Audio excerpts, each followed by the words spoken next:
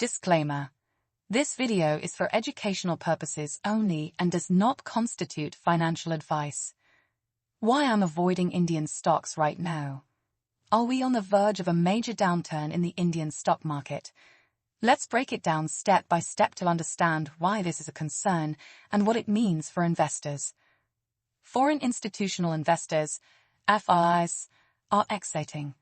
Since 2021, FIIs have been steadily selling off Indian equities, leading to weakened market sentiment and declining valuations.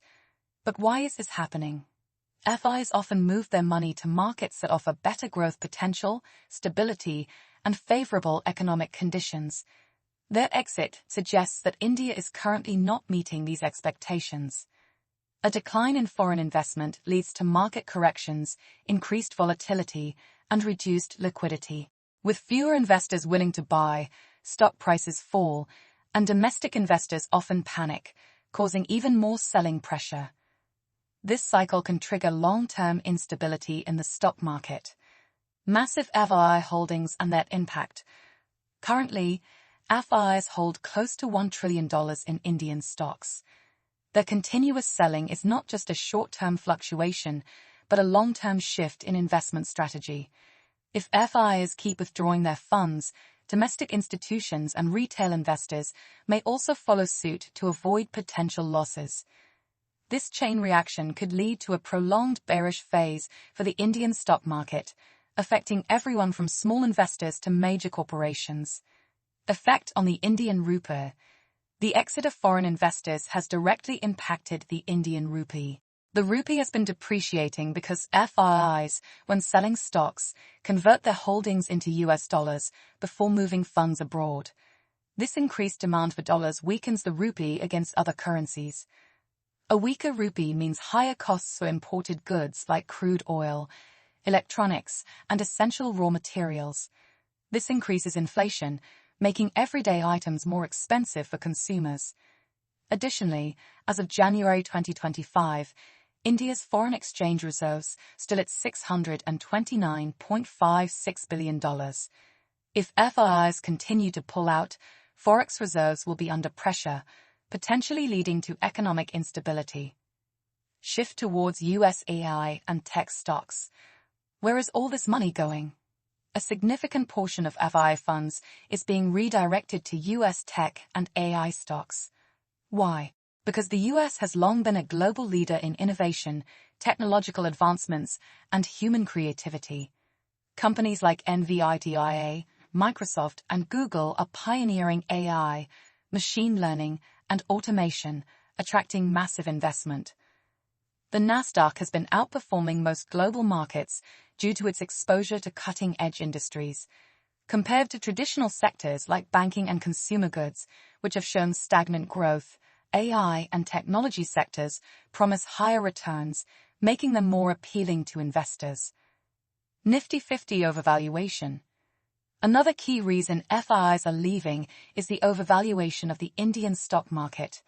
The Nifty 50 index, which represents the top 50 companies in India, has been growing faster than the country's money supply, M2.